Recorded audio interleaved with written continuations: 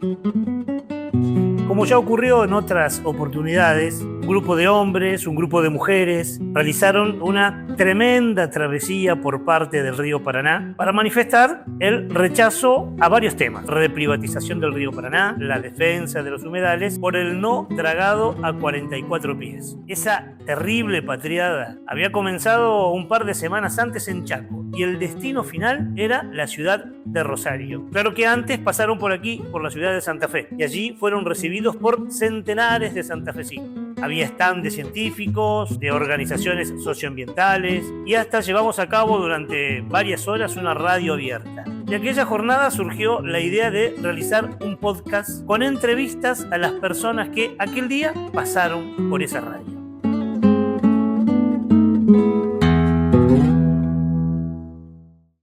¿Qué es una mega obra?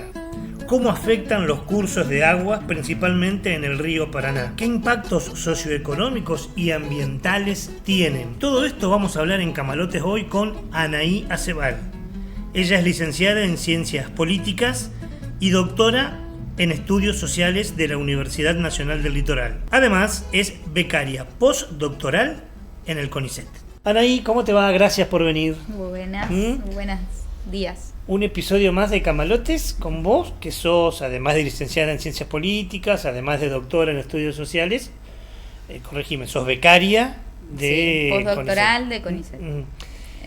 Y también por ahí formo parte de un grupo de investigación en infraestructuras y conflictos socioterritoriales de América Latina, que somos una red de investigadores e investigadoras que venimos estudiando estas problemáticas. Y en ese campo de laburo, fundamentalmente, estás trabajando sobre el impacto de las megaobras en algunos contextos, ¿es así?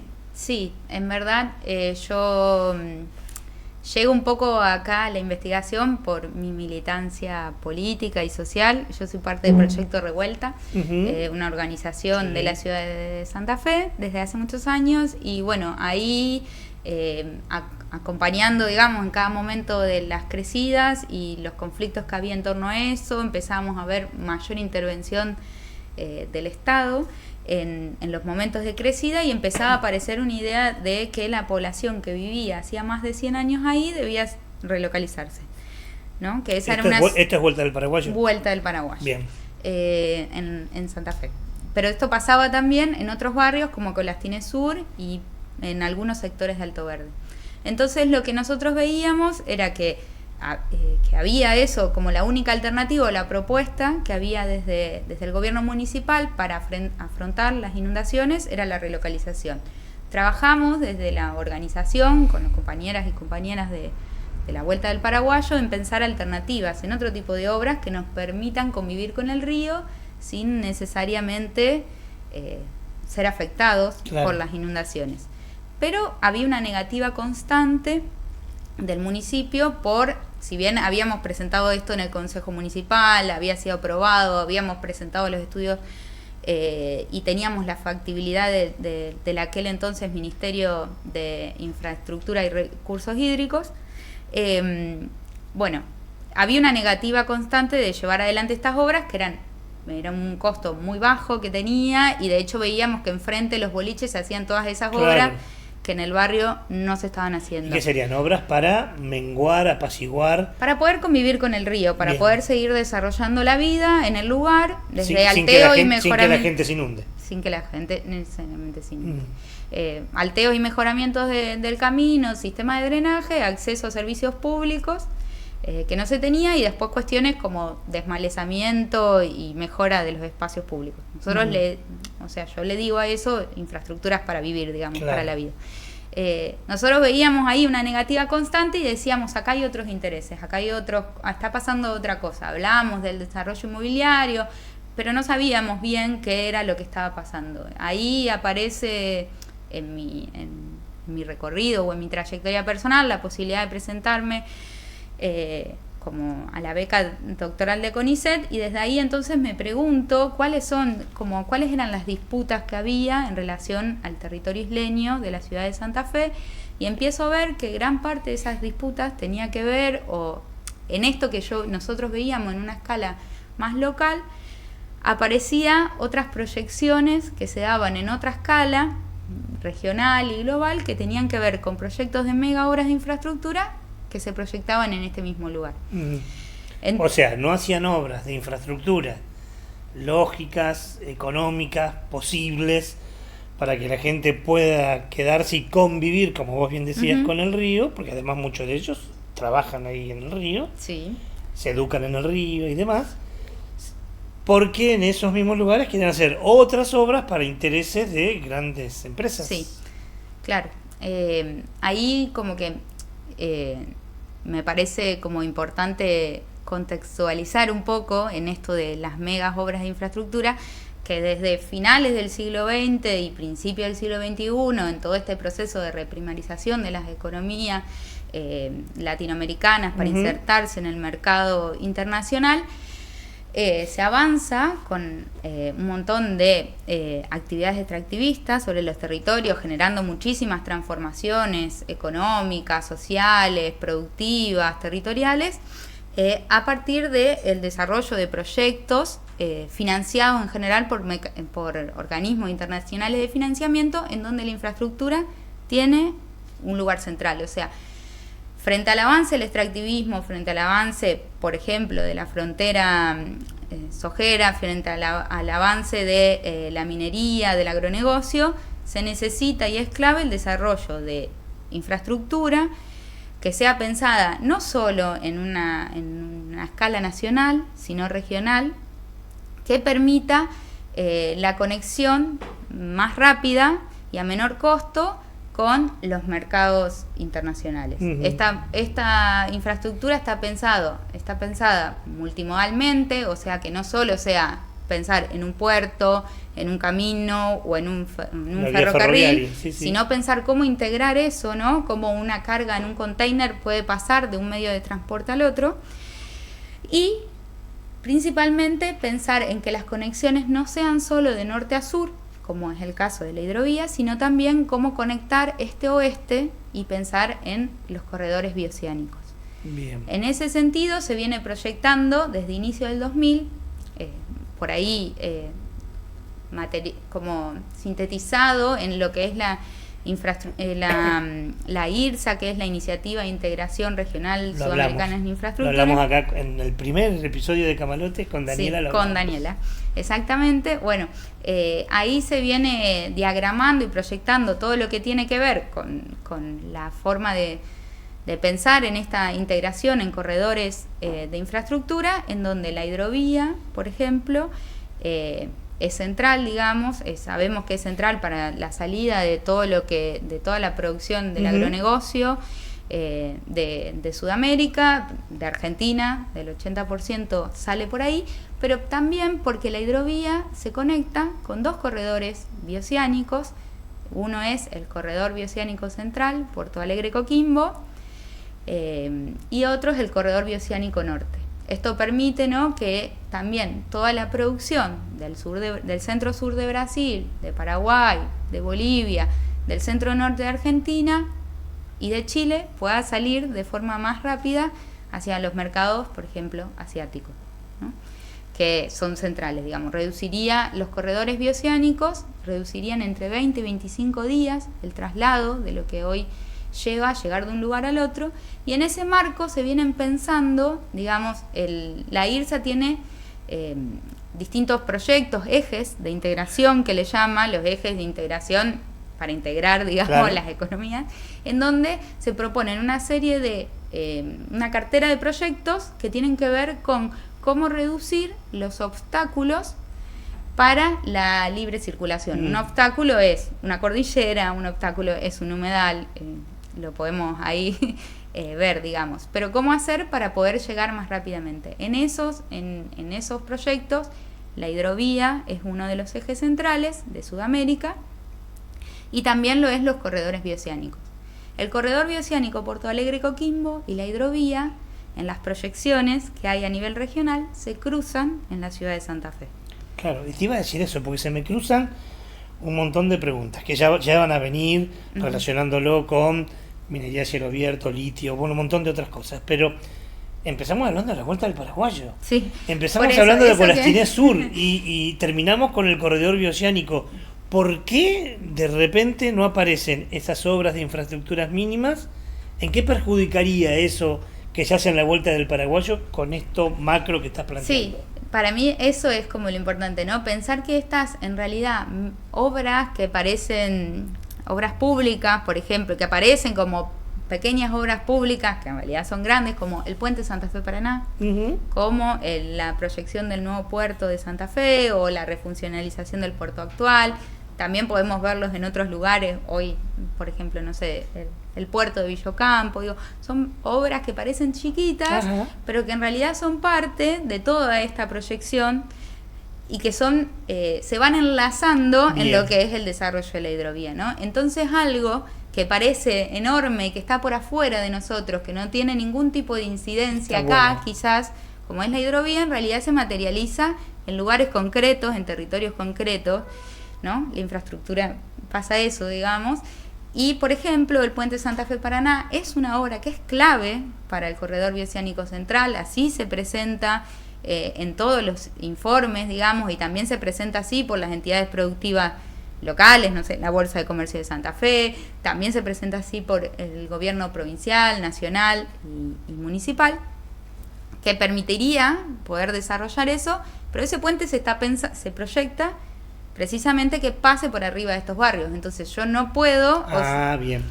Entonces hay un conflicto ahí de intereses. Si bien también hay tensiones dentro del Estado y empieza, no sé, digo, en su momento la licitación del puente Santa Fe Paraná en el 2018 se había intentado llevar adelante, eso no sucedió y ahí entre las organizaciones de los territorios isleños nos fuimos nucleando en la Coordinadora de la Costa de organizaciones no gubernamentales.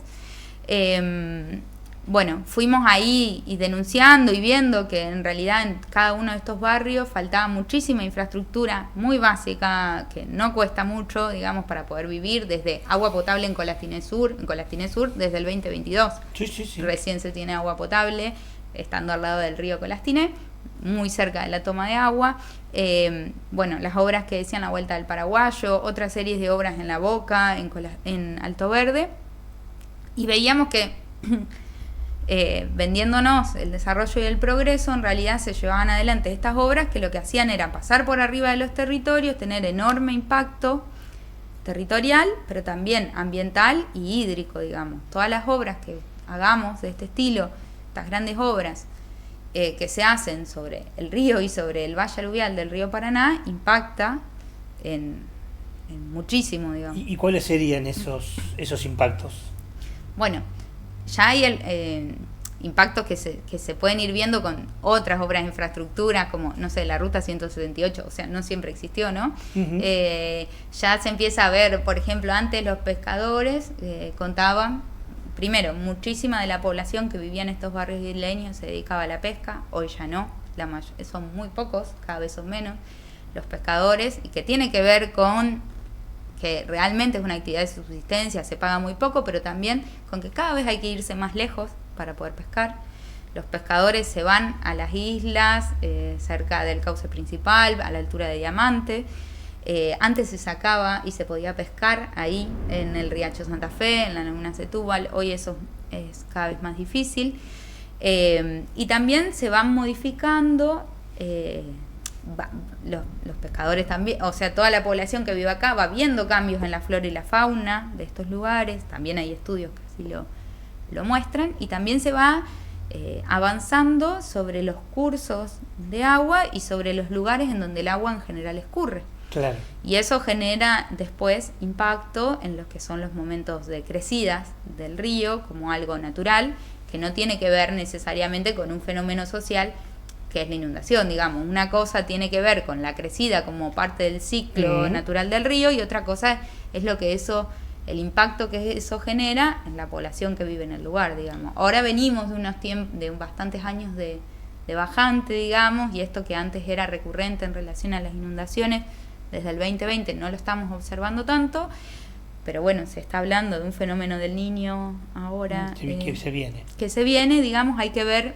como todos estos avances que se vienen dando, porque de la mano de esta proyección de infraestructura sabemos que viene también la especulación inmobiliaria, el avance sobre las islas, se ve, se observa. O sea que podríamos decir así en líneas generales que estas mega obras generan por lo menos impactos socioeconómicos e impactos socioambientales. Claramente.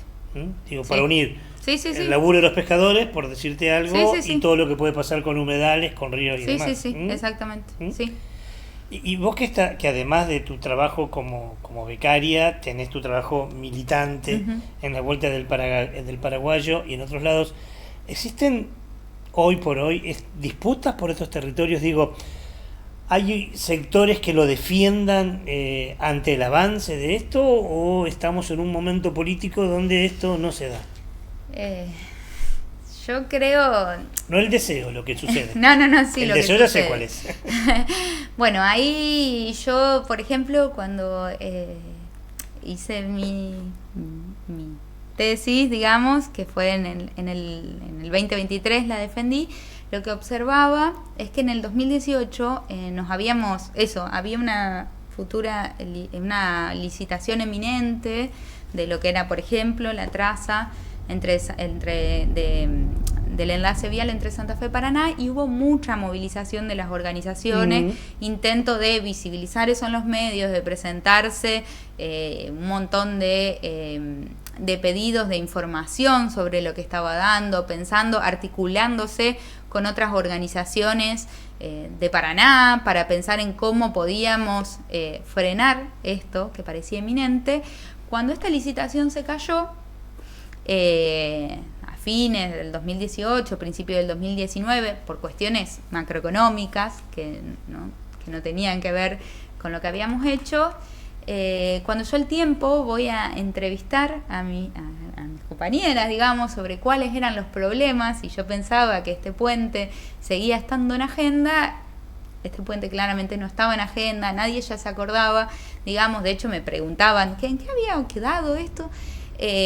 Y ahí yo digo, hay algo que tiene que ver con sí, estas infraestructuras para la vida, por las que se viene peleando, se viene organizando, y eso sí está en agenda, y eso sí algo que vienen llevando y defendiendo y emprendiendo las organizaciones del lugar, que entra en conflicto con estas grandes obras de infraestructura. Entonces, si bien quizás hoy, cuando pensamos en todo lo que es la reprivatización de la hidrovía, con la nueva licitación y demás, quizás lo seguimos viendo un poco lejos,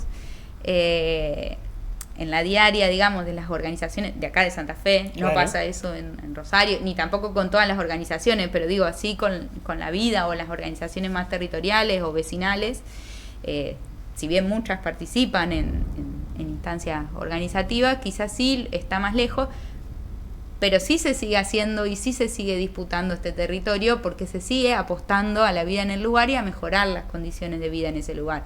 Eso entra en conflicto necesariamente, y hay disputas. Digo, hoy se está, por ejemplo, en todas las que son las islas de Santa Fe, se está intentando avanzar y se avanza con el desarrollo inmobiliario, ¿no? Y especulativo, digamos. Eso se ve, hay cada vez más guarderías náuticas, cada vez hay más lugares de relleno, se está intentando modificar la normativa local para generar otro tipo de construcciones, o legalizar en realidad otro tipo de construcciones en las islas. Eso está, y hay un conflicto por eso, digamos. En esta última respuesta, no te interrumpí, pero pude percibir que dijiste muchas veces la palabra vida. Y utilizaste un término que me encantó y quiero que te detengas un rato, porque dijiste: hay una disputa entre las mega obras y las infraestructuras para la vida. ¿Qué son las infraestructuras para la vida? Bueno, las infraestructuras para la vida es para nosotros, digamos, son esas infraestructuras que proyectan, porque no, como que si no, viste, cuando pensamos en infraestructura solo estamos pensando en estas grandes obras, en el transporte o en grandes obras que puedan el puente Santa Fe Santo Tomé, por ejemplo, ¿no? Pero no, las infraestructuras también son otras cosas, y es lo que demanda la comunidad, son lo que demanda la comunidad: el acceso al agua, digamos, una infraestructura, el mejoramiento de caminos, los drenajes, las defensas, consolidaciones de defensas, son obras de infraestructura que lo que permiten es mejorar la vida en el lugar y seguir apostando a tener una vida digna en estos espacios.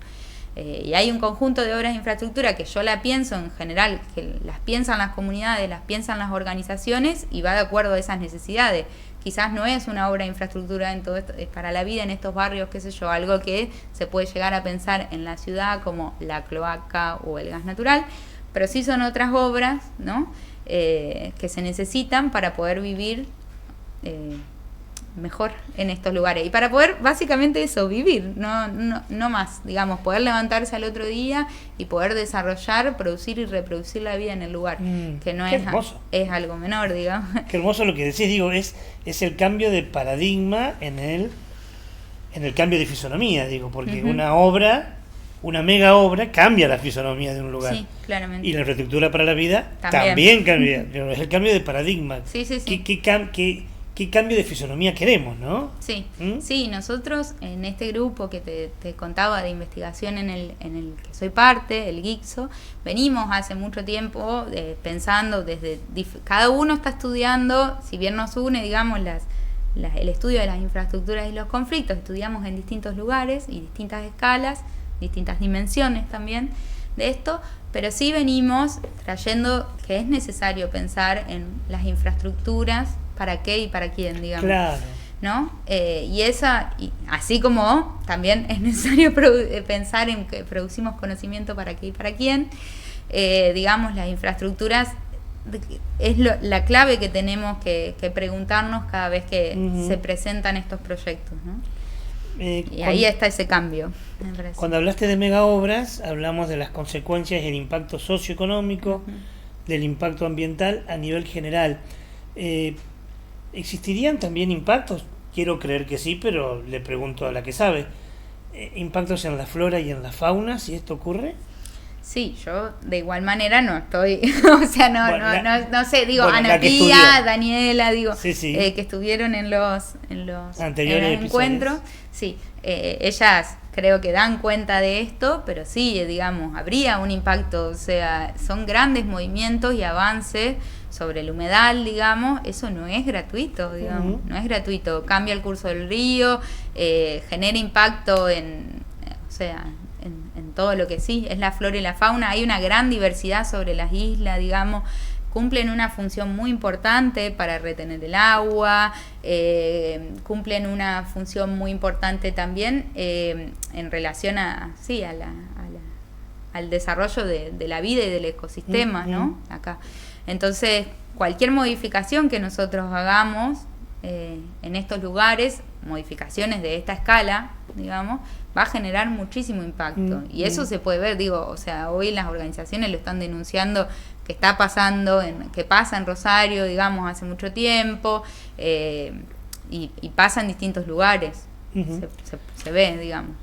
Cuando hablamos de hidrovía, generalmente, vamos por parte, Camalotes nace como una serie de podcasts de nuestra relación con el río. En una comunidad que creo que coincidís, desde hace mucho tiempo nos acostumbraron a vivir de espaldas al río. Ahora de a poquito algunos estamos tratando de relacionarnos en esa cosmovisión urbe-río. Y Camalotes nace como un podcast que intenta vincularnos un poco más con el río. Pero claro, hay un eje político, social, transversal que nos cruza, que es la hidrovía. Y cuando hablamos de hidrovía, generalmente lo pensamos en lo macro. Vamos a pensar por un ratito en la ciudad de Santa Fe. Vamos a hablarle solo al habitante de la ciudad de Santa Fe. ¿En qué? Porque alguien está viendo o escuchando y dice, bueno, pero esto a mí, yo que vivo en Sargento Cabral, en María Selva, no me jode. ¿En qué afecta la hidrovía al santafesino? Bueno, yo en eso pienso que cuando pensamos la hidrovía en general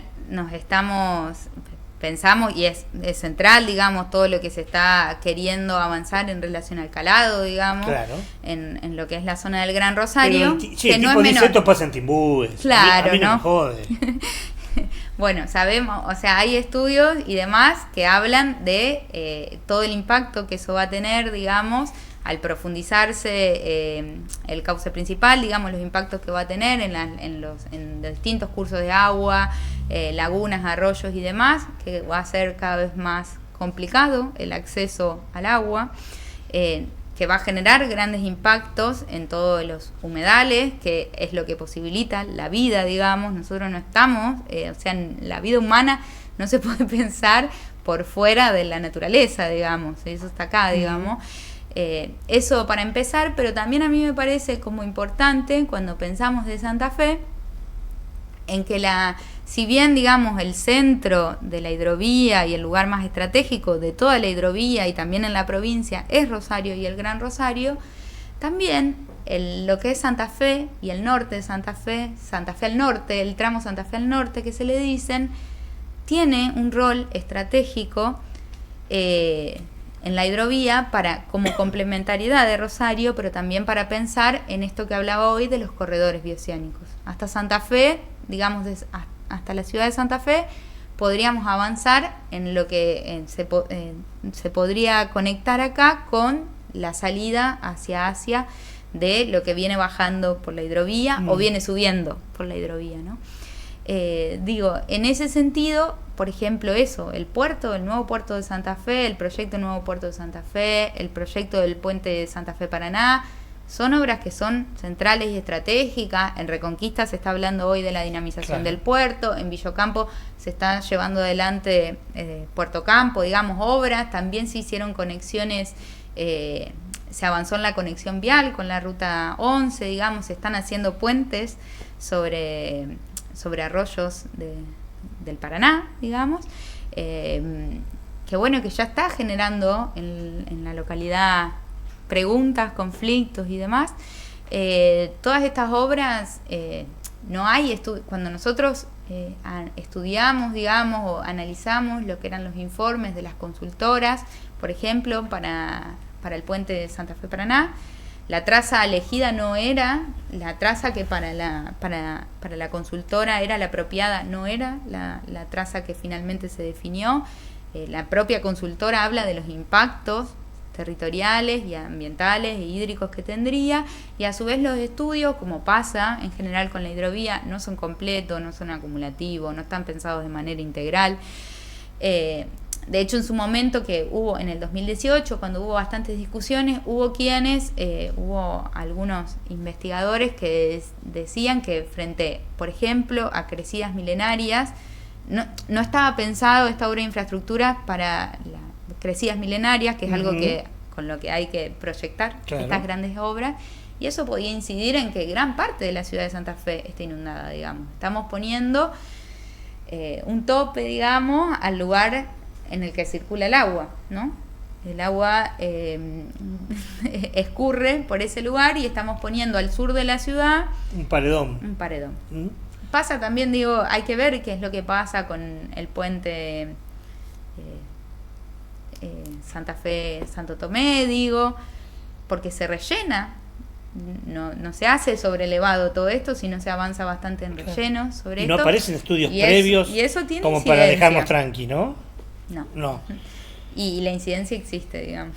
Hoy empezábamos esta charla hablando de el enorme plan extractivista, ¿no? Porque todo esto no está pensado solo para sacar la soja y el trigo de esta zona que va para China o para Asia.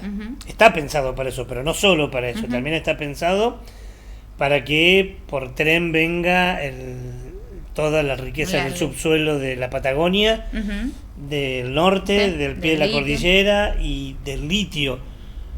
Es muy grosso, lo que está enfrente, diría León G, con su monstruo grande y pisa fuerte. Y acá, ¿cómo hacemos ¿es David y Goliat? ¿Cómo hacemos para pararnos frente a esto? No sé, a mí me parece que... yo no te traje para que me digas, no sé.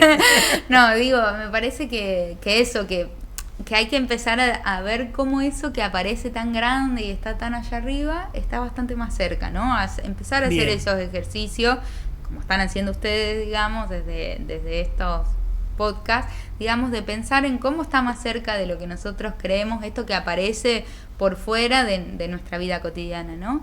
Y me parece que la clave está en que, como decía hoy, esto estas obras aparecen como obras públicas generalmente desancladas, no están unidas ni pensadas como parte de un proyecto. Digo, capaz que cuando pensamos en el puente Santa Fe Paraná, el discurso es, bueno, vamos a conectar, el túnel subfluvial está colapsado, aunque no hay estudios de ese colapso, digamos, y en realidad cuando la consultora hace los estudios de factibilidad, en realidad el motivo por el cual realiza esta obra o la evaluación de esta obra tiene que ver con la circulación de camiones, digamos, en el marco del corredor bioceánico central, ¿no? O sea, la infraestructura está pensado para eso, no para conectarnos, digo, a las poblaciones. Bueno, ¿no? Digo, esas obritas parece que no tienen nada que ver con la producción, con toda la minería a cielo abierto que se está haciendo en el noroeste de Argentina, digamos. Pareciera que no tiene nada que ver incluso ese puente con el dragado, la profundización del dragado en Rosario, o con el puerto en Villa Ocampo, claro, una ciudad muy chiquita, digo. Pero si empezamos a hacer el ejercicio de conectar eso, vamos a empezar a ver que hay resistencia en cada lugar también, y que esa resistencia, si empezamos también, ¿no? Digo, capaz que es eso, empezar a enlazar esas resistencias como se enlaza el capital. Conocer, saber, digo, que todo apunta a un gran, único proyecto, ya es un pasito adelante, ¿no? Porque yo creo que sí. El conocimiento es poder, entonces, de alguna manera, y lo que no se conoce no se valora y no se defiende, así que empezar por ahí, aunque sea, es importante. Sí, creo que sí. Ana, ¿y qué no te pregunté que debiera haberte preguntado y que debieras decir para cerrar esta charla de hoy? No sé, creo que charlamos bastante, sí, lo que no, en esto me parece central que pensemos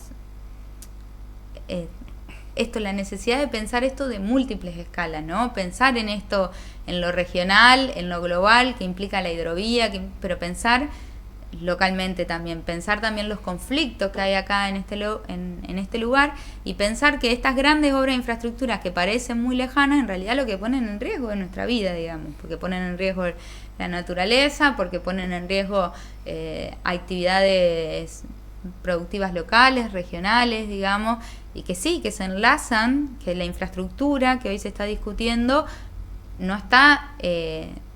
es parte, digamos, de este modelo productivo, que es lo que a fin de cuentas estamos discutiendo, digamos, que es el agronegocio, la minería y demás, que necesita esta infraestructura que pone en riesgo la vida de quienes estamos acá, digo, la infraestructura, pero también obviamente todo el avance del agronegocio y el avance minero, el avance del hidrocarburo, por ejemplo, en Vaca Muerta, digo, las comunidades están denunciando eso.